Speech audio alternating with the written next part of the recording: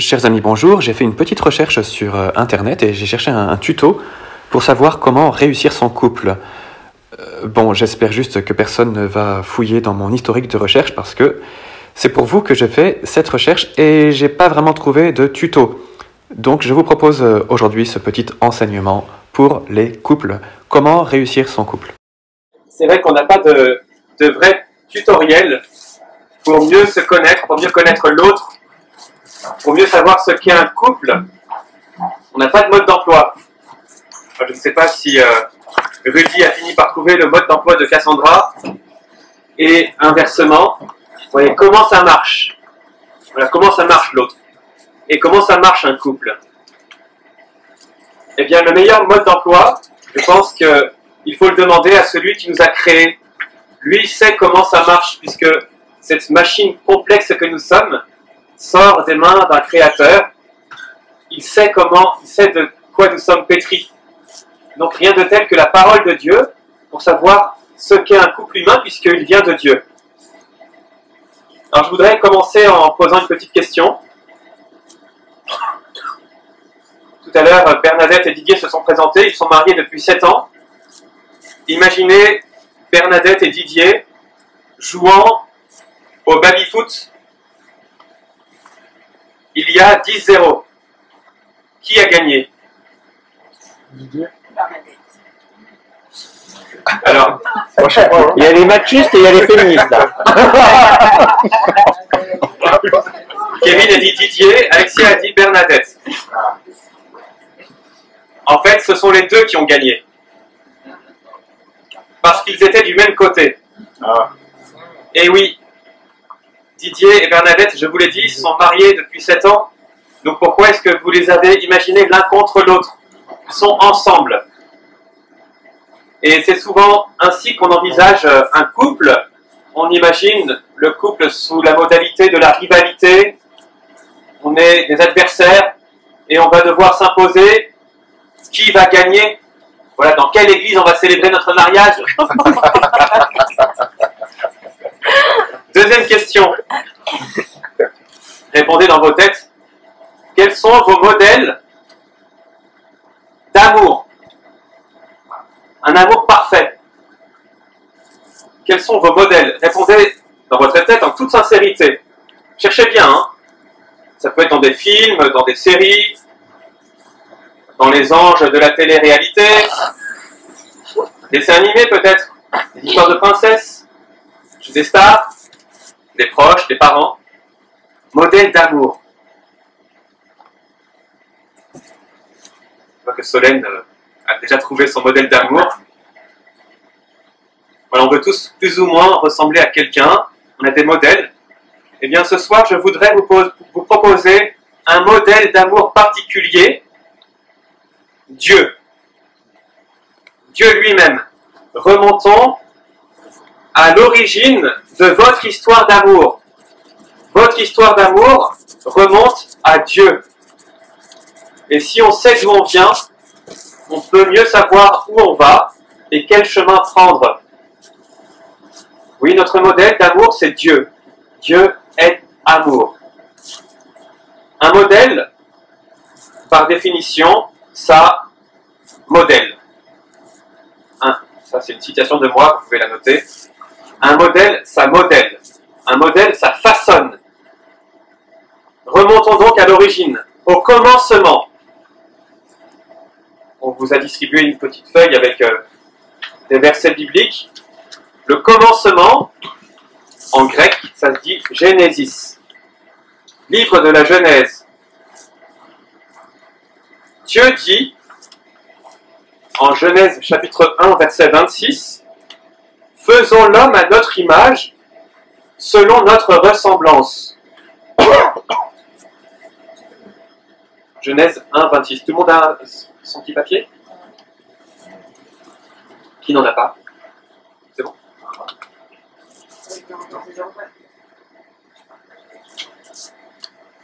Genèse 1, 26. « Faisons l'homme à notre image, selon notre ressemblance. » Et on a le résultat en Genèse 1, 27, parce que ce que Dieu dit, il le fait.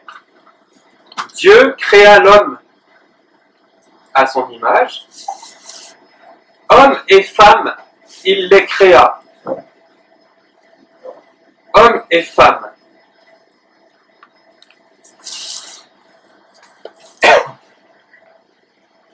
Donc Dieu s'est proposé de créer l'humanité à son image qui est amour, et bien pour créer de l'amour en dehors de lui, il a créé l'homme et la femme. En Dieu, je ne sais pas si vous avez fait attention à cela, en Dieu, il y a un pluriel. Dieu délibère en lui-même et il dit « faisons ». Faisons l'homme à notre image. Faisons. En Dieu donc, qui est un seul Dieu, il y a un seul Dieu, mais il y a une pluralité, 3 personnes, le Père, le Fils et le Saint-Esprit. En Dieu donc, il y a une harmonie, un échange perpétuel d'amour. En termes techniques, on parle de communion d'amour. En termes théologiques, on appelle Dieu la Sainte Trinité. Un seul Dieu qui est harmonie éternelle, communion d'amour.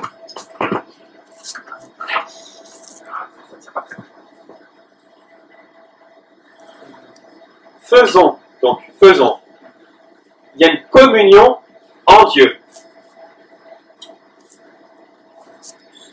Quand Dieu dit faisons, quand le Père et le Fils et le Saint-Esprit disent ensemble faisons, ça c'est un modèle pour le couple humain, parce que c'est une décision commune, c'est une délibération. Voilà, tout à l'heure quelqu'un disait c'est bon, j'ai déjà choisi l'église, et l'autre répondait en face, moi j'ai déjà choisi l'animation. Voilà. Donc c'est le faisons, il dit voilà on va faire comme ça. Allons chez Ikea, parce que j'ai décidé qu'on irait chez Ikea. Faisons un enfant. Attendez, il faut être 2 pour faire un enfant, et ça se décide donc à 2. Faisons, donc c'est une communion de cœur. Alors je viens de dire qu'en Dieu, il y a 3, et je vous dis que le couple c'est 2. On verra plus tard quel est le 3e terme. Je m'attache maintenant à l'image. Faisons l'homme à notre image.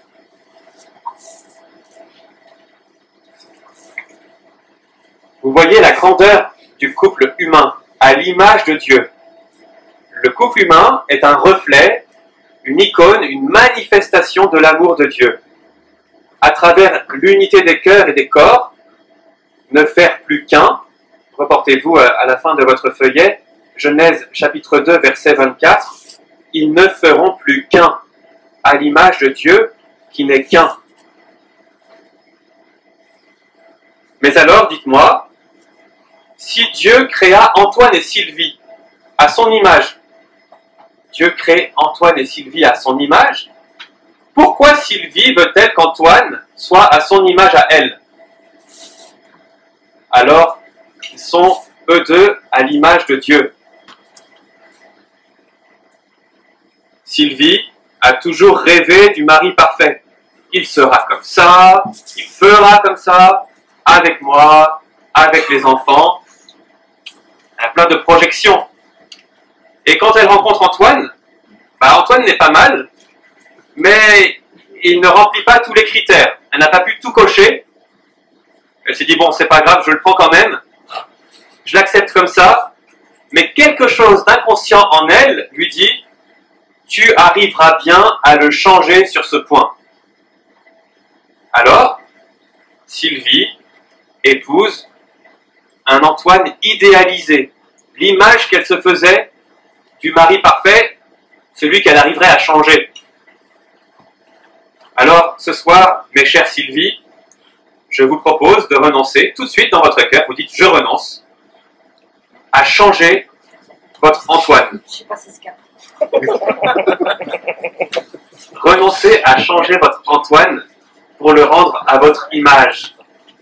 Voilà, je vous laisse 2 secondes pour dire dans votre cœur, je renonce. Mais ensemble, vous allez travailler pour être davantage... Ah, Sophia n'a pas renoncé encore. Ah si, c'est bon, Si, ça c'est fait bon. longtemps que j'ai renoncé. Pour faire chanter ici, ça résiste, hein. Les épaules sont tendues ici. La prochaine fois, on prévoit des séances de massage. Donc ensemble, vous allez travailler pour être davantage à la ressemblance de Dieu. J'ai rencontré récemment Elisabeth et Guillaume. Le pauvre, il vivait sous une pression constante. Et on a fini par comprendre pourquoi au bout d'1 heure d'entretien. Alors je vous fais le résumé, comme ça je vous épargne 1 heure d'entretien avec moi. Elle attendait, cette pauvre Elisabeth, elle attendait une chose de Guillaume. Une chose. Mais il se trouve que cette chose, Guillaume était incapable de la lui donner, en tout cas pour le moment. Incapable de la satisfaire sur ce point. Et pour elle, c'était devenu une fixation, une obsession. Alors, elle vivait en mode frustré. Du coup, elle se fermait, et lui devenait plus dur avec elle. Ils finissaient par ne plus se comprendre. Ils avaient perdu leur complicité. Alors ce soir, deuxième résolution, chers amis, vous allez décider de ne plus attendre de l'autre ce qu'il ne peut pas donner. Commençons par des choses simples, commençons par des choses accessibles. Qu'est-ce qu'il est capable de donner?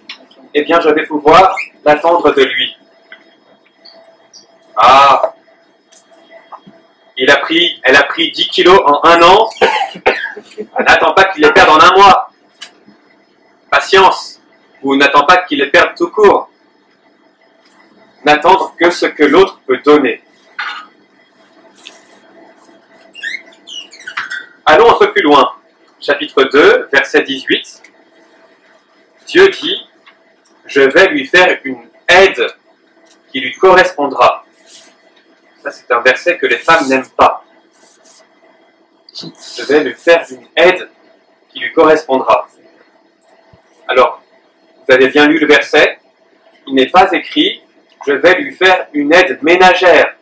D'accord? L'aide que Dieu donne à l'homme, ce n'est pas celle qui va faire ce que moi, j'ai pas envie de faire, parce que là, j'ai la flemme. Le mot aide, dans la Bible, est un mot très important qu'on attribue à Dieu. Dieu, viens à mon aide. Autrement dit, sans toi, je ne peux rien faire, je ne peux rien être. Je ne peux pas être moi-même. Donc il y a une différence entre l'homme et la femme qui est signe de complémentarité. Et c'est cela l'aide. Et vous remarquez que Dieu, pour façonner la femme, il tire une côte du côté d'Adam. Une côte, il la prend de son côté. C'est donc un signe d'égalité. Dieu n'a pas tiré Ève de la tête d'Adam pour qu'elle le domine. Il n'a pas tiré non plus de son pied pour qu'il l'écrase. Il l'a tiré de son côté. Signe de collaboration. Comme Didier et Bernadette, on est du même côté. Alors, chers amis, est-ce que je cherche à avoir raison contre l'autre? Est-ce que je considère l'autre comme un adversaire, un concurrent, voire un boulet? Mais non, on est du même côté. Quand il y a un conflit entre Sébastien et Rachel, l'ennemi, ce n'est pas l'autre. L'ennemi, c'est le conflit. Et donc, on va se mettre du même côté pour régler ensemble ce conflit, cette discorde. Mais on est ensemble. Genèse, chapitre 2, verset 23. Lisez-le. Vous assistez à la stupéfaction d'Adam. Un émerveillement. Et vous, ça fait combien de temps que vous ne vous êtes pas émerveillé devant l'autre? Vraiment émerveillé. Waouh! T'es belle. Waouh, t'es fort. T'es intelligent. Ah, tu te surpasses aujourd'hui. Pas pour faire plaisir, hein? Un vrai émerveillement.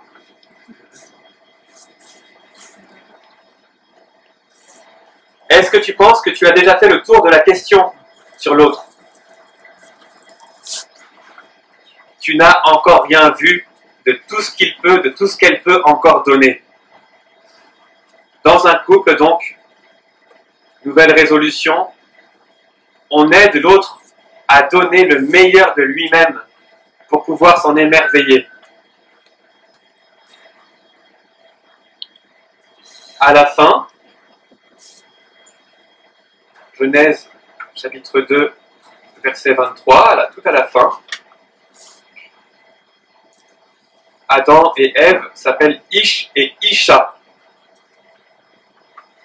Alors je vais entrer dans une explication peut-être un peu compliquée, mais importante, je pense. Ish et Isha. En hébreu, ça s'écrit d'une manière très particulière. Il y a la même racine et chacun a une lettre que l'autre n'a pas. Donc, en l'occurrence, le Y, parce que nous appellerons le Y, et le H. Qu'est-ce que ça veut dire? Ça veut dire qu'ensemble, quand on met Ish avec Isha, il y a le Y et le H qui vont l'un avec l'autre. Or, dans la Bible, Y et H, c'est le diminutif de Yahvé, qui veut dire Dieu. Donc, quand Adam et Ève mettent en commun ce qu'ils ont de spécifique, ce qu'ils ont d'unique, quand Ish et Isha se rencontrent, eh bien, ils peuvent vivre à l'image de Dieu. Une communion, une alliance. Au contraire, quand on enlève le Y et le H, le mot qui est formé en hébreu, c'est le mot qui donne le feu. Sans Dieu, le couple collabore à son autodestruction.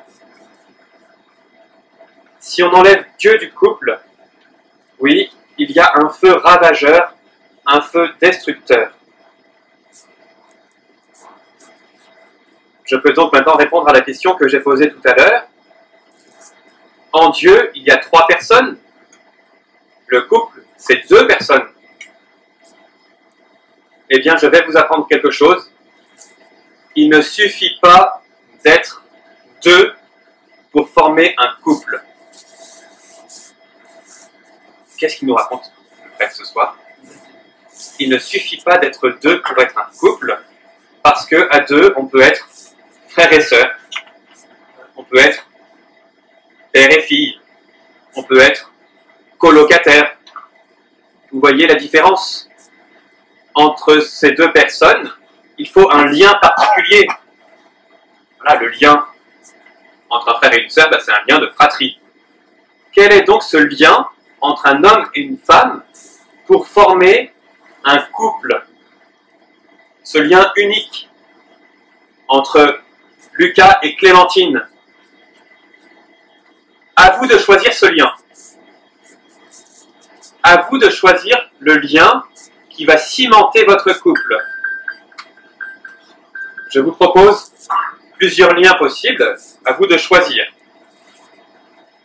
Lien possible entre Lucas et Clémentine. La peur de se retrouver seul. On reste ensemble et voilà notre lien. J'ai peur. Un autre lien possible, le plaisir que j'éprouve en ta présence.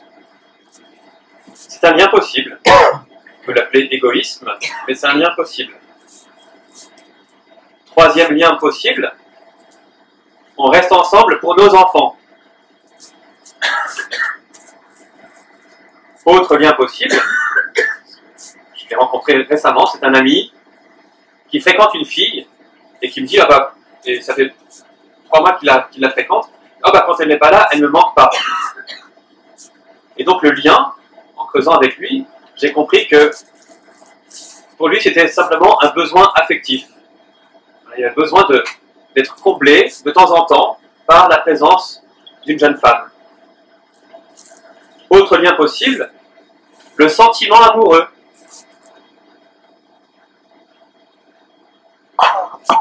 Il y en aurait tant d'autres, mais celui que je voudrais vous proposer ce soir, c'est un lien particulier, celui que Dieu veut.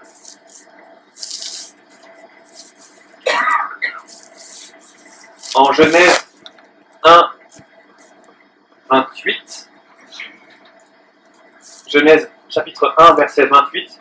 Dieu les bénit et leur dit, soyez féconds, multipliez-vous. Voilà le lien. Une bénédiction toute particulière. Et vous voyez que là, il ne bénit pas des colocataires. C'est une bénédiction qui missionne. Eh bien, dans le langage théologique, le lien de grâce qui unit les époux s'appelle un sacrement. Un lien sacré. Eh bien, le mariage, c'est cela. Il y a un lien entre vous deux. On forme une trinité, donc. Lucas, Clémentine et le lien, le plus qu'il y a entre eux. Lucas plus Clémentine. Eh bien, pour les chrétiens, le plus qu'il y a entre Lucas et Clémentine, le plus, c'est la croix de notre Seigneur. Jésus est venu pour sauver l'humanité. Il est venu pour sauver toute réalité terrestre. Il est venu pour sauver le couple humain. Et la croix, le plus, a deux dimensions. La dimension verticale, pour nous relier à Dieu, et la dimension horizontale, pour attacher fermement Lucas à Clémentine. La croix, c'est le signe de la vie donnée.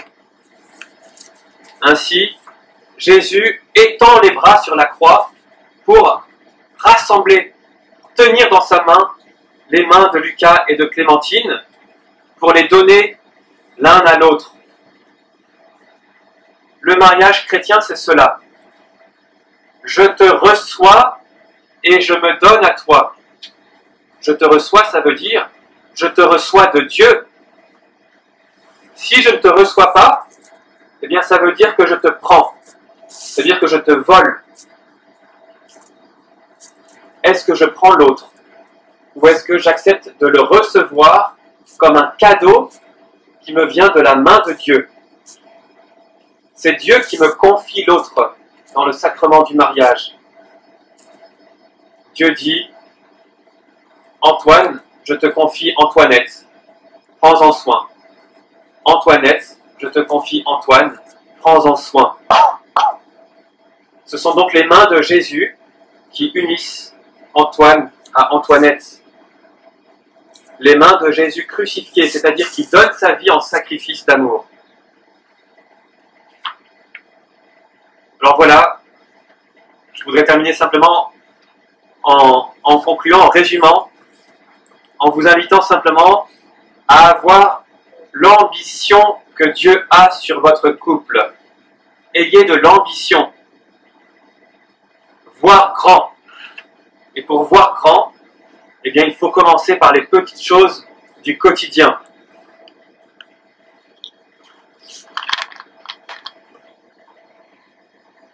Donc, renoncer à changer l'autre pour qu'il corresponde à mes projections. N'attendre de l'autre que ce qu'il peut donner. Aider l'autre à donner le meilleur de lui-même. Mettre le Christ au cœur de notre relation. Mais soyons cohérents.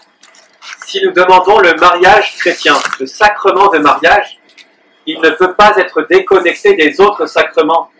Je ne peux pas vivre de ce lien sacré si je ne vis pas déjà du baptême, de la confirmation, de l'Eucharistie, de la confession. Autrement, ce que je vais donner à l'autre, ben, ça sera un moi amoindri, un petit moi. Alors que si je vis déjà de la grâce des sacrements, ce que l'autre va recevoir, c'est un moi surélevé. Mettons donc Jésus-Christ au cœur de nos relations. Il ne s'agit pas de saupoudrer notre vie conjugale en faisant une petite prière de temps en temps, mais en se demandant chaque jour, est-ce que notre vie à deux plaît à Dieu? Certains diront, oh mais on fait rien de mal. D'accord, mais on s'en fiche qu'on fasse rien de mal. La seule question, c'est est-ce que notre vie plaît à Dieu? Est-ce que nous mettons concrètement la parole de Dieu en pratique?